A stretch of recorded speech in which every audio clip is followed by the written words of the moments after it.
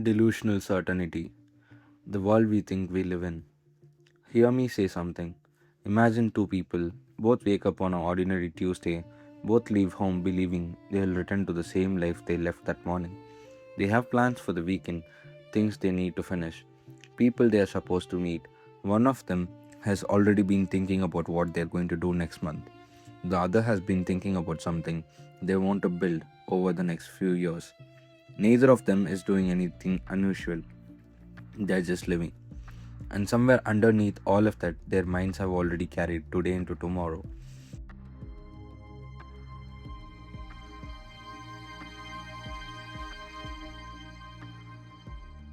By the end of the day, something happens, something neither of them predicted. Neither of them could have controlled it, and both of them lose something they genuinely cared about. The event is the same, the consequences are almost the same. But months later, one of them is still trying to understand how life could have changed so suddenly. The other is hurting too, but has already started asking a different question. Not how could this happen, but what do I do with what is here now? Why? What happened inside those two people before the event even arrived? Because I think the answer has very little to do with how strong they were that day. It begins much earlier, on all the ordinary days when nothing went wrong. We often say that life is uncertain. Everybody knows that. You know it, I know it. We don't need somebody to explain that anything can happen. But there is something strange about knowing that intellectually. While living almost every day as though tomorrow will behave exactly like today, and I don't think we consciously choose that. I think something much quieter is happening. Our minds are constantly taking what has happened before and using it to construct what is likely to happen next. That is part of how we function. If every morning you had to consciously rediscover how a door works, how traffic works, how your house works, how the people around you behave, you couldn't live. Your brain needs patterns, it needs expectations, it needs some sense of what comes next. But there is a point where something changes, when the same expectation is confirmed again and again and again. We stop experiencing it as an expectation. It starts feeling like reality itself. And that's where this becomes interesting. Because now we are not simply predicting the future, we are quietly building our present around a future we expect to exist. Imagine you're having a conversation with someone, they're listening, they're reacting, they're nodding. You keep speaking, you don't consciously think about their reactions. You don't have to. Their response is telling your mind that the interaction is proceeding normally. Then suddenly they stop. Same person, same room, same conversation. But inside you, something changes. Did I say something wrong? Are they upset? Did I hurt them? Why did they stop? Nothing has actually been explained. Reality hasn't given you an answer. The only thing that disappeared was the response you had quietly learned to expect. And that is why I think echolocation is such an interesting way to understand what happens. A blind person can send a sound into the space around them, and the echo that returns tells them something about what exists around them. The signal goes out, something comes back. The return gives the mind information about the environment, and psychologically, we are surrounded by our own versions of those echoes, not sound, continuity. Someone replies, a person smiles back, your body wakes up and works. Your salary arrives, the people you love come home, a plan happens roughly the way you imagined it, tomorrow arrives, and because those echoes keep returning, the mind stops paying attention to the fact that they are echoes. They simply become the world until one doesn't return, and suddenly you notice the silence. How continuity becomes certainty. Think about what happens when a prediction keeps being right. Once isn't enough, twice isn't enough, but after enough repetitions, the mind stops treating the event as something it needs to prepare for. It starts using it. A salary that arrives every month becomes part of the way you organize your life. A person who has always been there begins appearing in futures you have never actually lived. A body that has always recovered becomes something you rarely think about at all. A road you travel every day stops feeling like something you're navigating. It becomes part of the background. And you don't consciously decide to trust these things with your future. Your mind simply starts building around them. That changes the way you experience the present. You are no longer only living with what is happening now. You're living with everything you have quietly assumed will still be there later. And that is why continuity is so powerful. It doesn't just make life familiar, it gives the mind something stable enough to build on. A prediction becomes an expectation that keeps being confirmed becomes a pattern, and a pattern that remains uninterrupted long enough starts feeling like a property of reality. You don't think, I expect this person to be here tomorrow. You simply make plans that include them. You don't think, I'll predict I will have money next month. You make commitments around it. You don't think, I predict my body will keep functioning. You build an entire life assuming that it will.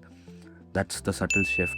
The prediction disappears, but the behavior built around the prediction remains. And this is where I think we begin confusing continuity with certainty. Not because we are consciously telling ourselves that nothing can change, but because nothing has given us a reason to question the pattern yet. And this is what I mean when I use the word delusional. I'm not saying the person is stupid, I'm not saying the world is fake, and I'm certainly not saying prediction itself is irrational. Prediction is necessary, the delusion is much more subtle. It's the distance between how uncertain reality actually is and how certain reality can feel. When enough of our expectations have been confirmed, the world doesn't become certain. Our experience of the world does. And because that experience is happening inside us, it feels completely real. That's what makes it so difficult to see. You don't walk around thinking, my relationship is guaranteed. You simply make plans involving that relationship. You don't think, my income is guaranteed. You simply organize your life around receiving it. You don't think, tomorrow is guaranteed. You simply behave as though tomorrow is available to you. The certainty hides inside ordinary behavior, inside the word later, inside the word tomorrow, inside the assumption that somebody will still be there when you reach the next chapter. And perhaps certainty doesn't enter our consciousness as a belief. Perhaps it enters as an assumption that has worked so many times. We have forgotten that it was an assumption. When certainty starts feeling like control, and once that happens, something else changes. You begin behaving as though the future is more controllable than it actually is. Not because you think you can control every variable, you don't. It's much subtler. You begin making decisions that depend on those variables, continuing to behave as expected. Think about how much of an ordinary life depends on other people. Someone drives in the opposite direction, you assume they'll stay in their lane. You cross the road, you assume the vehicles around you have seen you. You make an appointment, you assume the other person will show up. You go to work, you assume the systems you depend on will function. You trust all of these things because they usually do. And that trust is not irrational. But trust and control are not the same thing. You're surrounded by things you don't control that have simply been cooperating with your expectations. And when that cooperation continues long enough, the distinction becomes invisible. Influence starts feeling like control, probability starts feeling like certainty, reliability starts feeling like a guarantee. That's the illusion. Not that we have no control. We obviously have some. We can prepare, we can make decisions, we can reduce risk, we can influence people and situations. But there is an enormous amount of reality that remains outside of us. And the more smoothly everything behaves, the easier it becomes to forget that. You don't feel thousands of variables that went right. You only experience the fact that your plan worked. So you begin trusting the plan, then the pattern, then the future built from that pattern, and eventually you start feeling like the future itself belongs to you. But it doesn't. It was only ever a possibility that had been behaving nicely.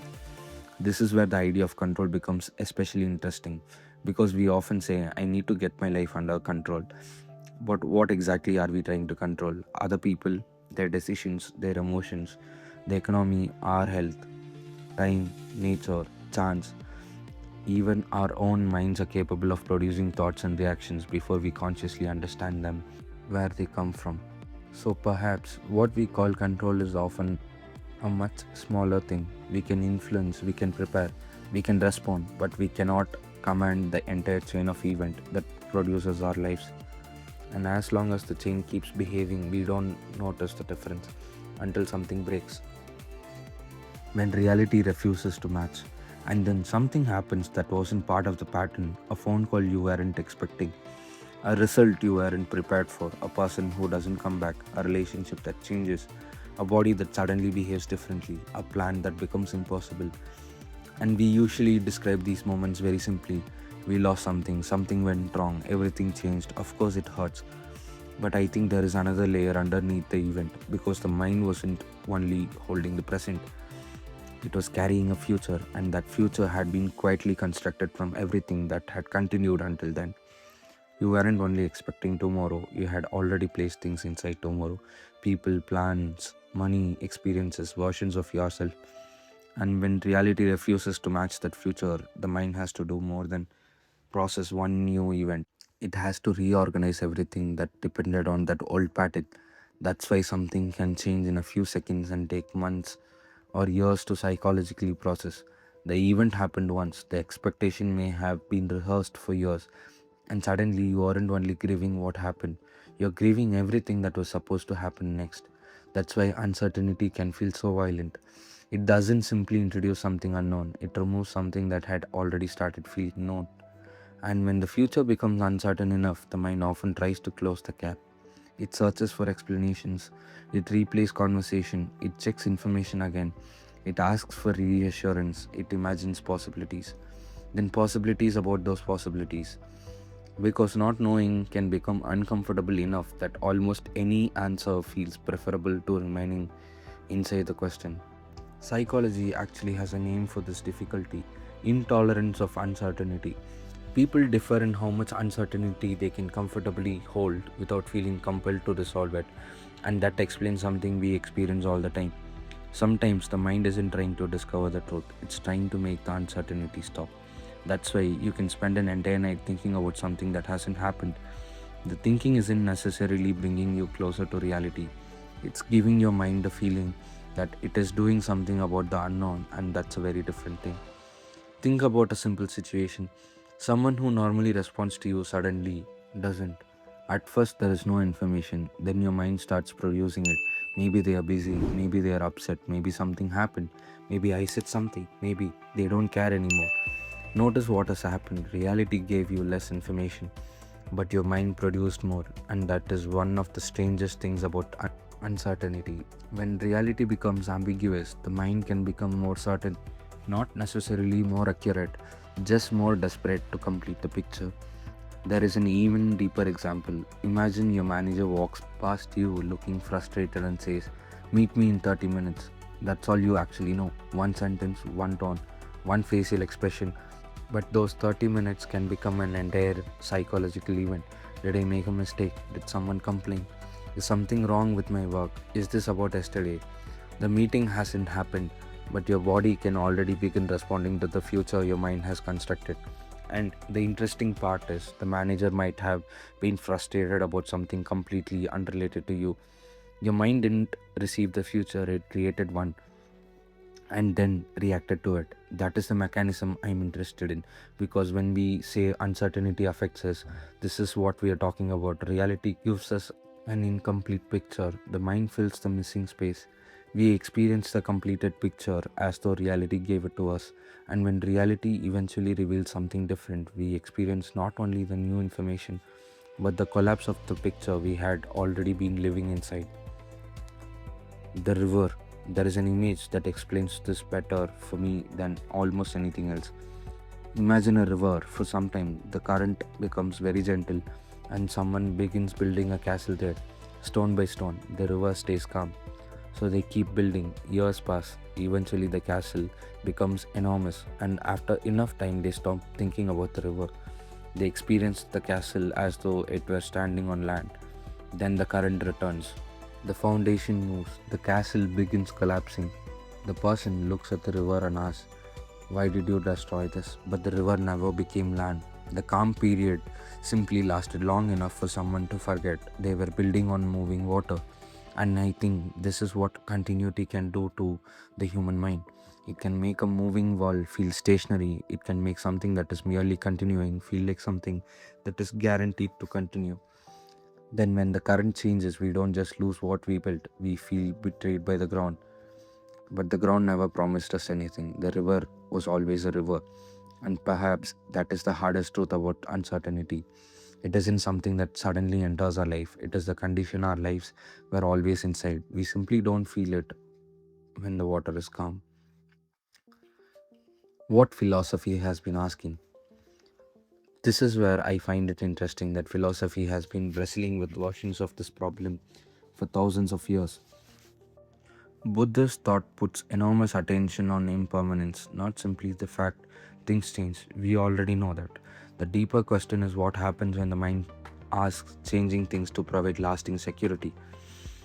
A person changes, a body changes, a relationship changes, a circumstance changes, and suffering becomes more complicated when the mind is not only experiencing the change but resisting the fact that change was always part of the thing itself. The Stoics approached another part of this through the distinction between what is within our agency and what is outside it. You can choose an action, you can prepare, you can decide how you meet something. You cannot command reality to produce the outcome you want. Different philosophies, different languages, but there is a common tension underneath them. How do you participate fully in a world without requiring that world to become predictable before you can feel secure inside it? And I think that's a much harder question than simply saying life is uncertain. Because knowing uncertainty exists is easy, living with it is not. So, what do we do?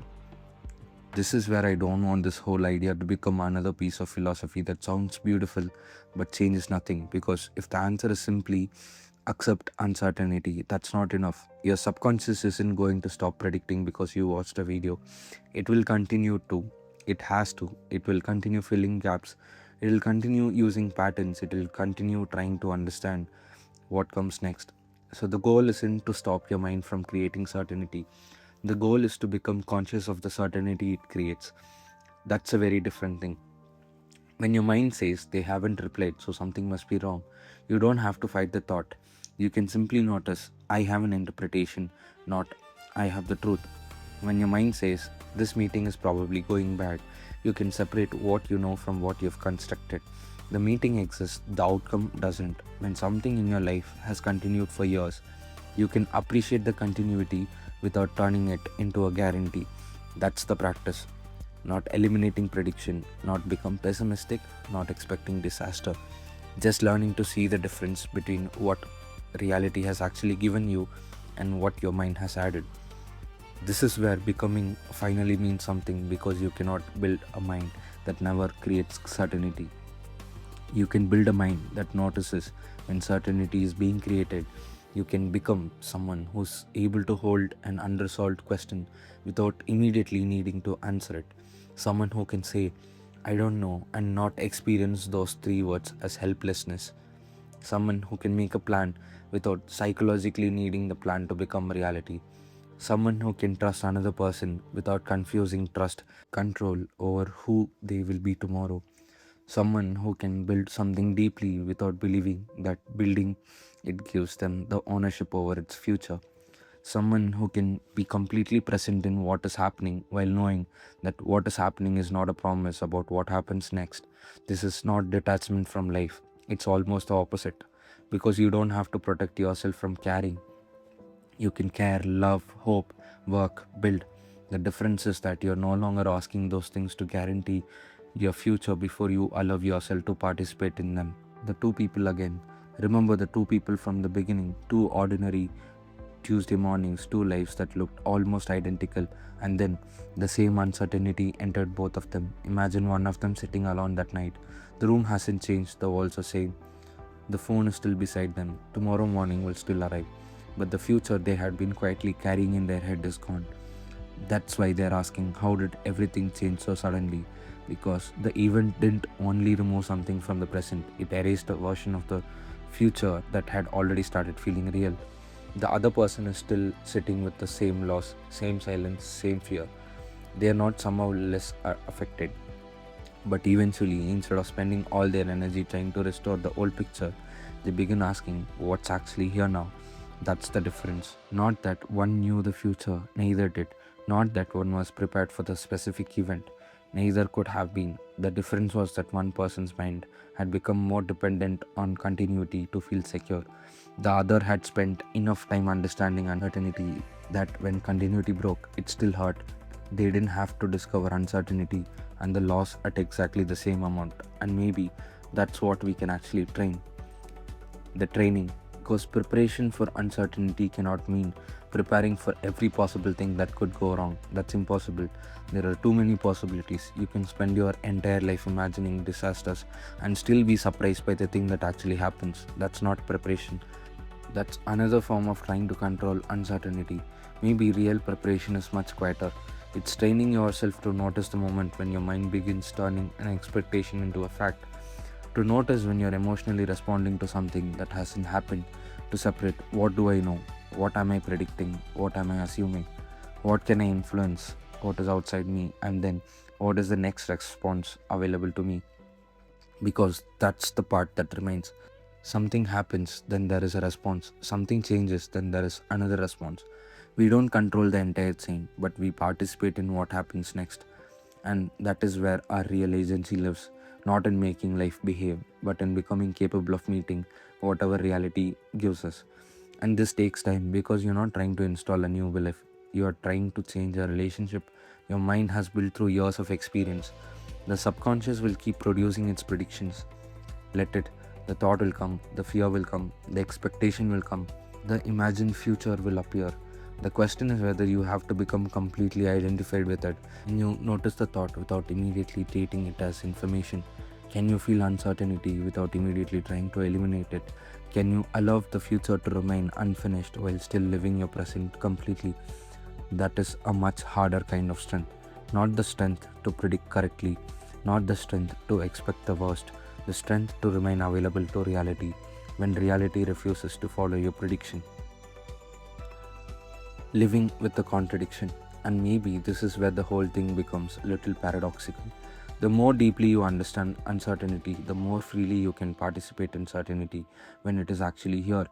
When someone you love is sitting beside you, you don't need to spend that moment imagining when they might leave. They're here, be there. When your body carries you through a workout, you don't need to turn that moment into a calculation about how long it will last. You are here. When a friendship is good, you don't need to make it permanent inside your mind for it to matter. It's good now. When a plan is worth building, build it. When a future is worth work towards it. Uncertainty doesn't ask you to stop living, it asks you to stop demanding guarantees from the things you are living for. And that distinction matters because otherwise the fear of uncertainty can become another way of avoiding life. You can become so afraid of losing something that you never allow yourself to fully have it. That's not what I'm talking about. I'm talking about being able to enter life completely while remaining conscious that life is not contractually obligated to remain the way you found it. The final realization. Maybe the goal was never to create certainty. Maybe that was the wrong project from the beginning. Because we live inside a world where uncertainty isn't an interruption, it's the condition underneath everything. The mind will continue creating continuity, it will continue making predictions, it will continue giving us that feeling that tomorrow resembles today. And that's okay, we need that mind to function. But we can learn to remember something that the subconscious will constantly forget, that continuity is not certainty, that probability is not a promise, that influence is not control, and that when reality changes, it isn't necessarily reality betraying us. Sometimes it's simply reality revealing itself as it always was, uncertain. So I think about those two people differently now. Maybe neither of them could have predicted what happened. Maybe neither could have prepared for the specific event. But one of them had spent years unconsciously building a world in which the continuation of things had become part of their sense of safety. The other had learned something harder, not how to predict uncertainty, how to make room for it. And when the world changed, they changed with it. Not perfectly, not immediately, not without plan, but without needing reality to become the way it was before in order for them to continue. And maybe that's the kind of person worth becoming. Not someone who finally knows what happens next, not someone who never gets hurt, not someone who stops caring, someone who can live completely inside a world that can never promise what happens next, someone who can let the mind predict without allowing prediction to become a prison, someone who can build without forgetting what they are building on, someone who can love without asking love to guarantee permanence.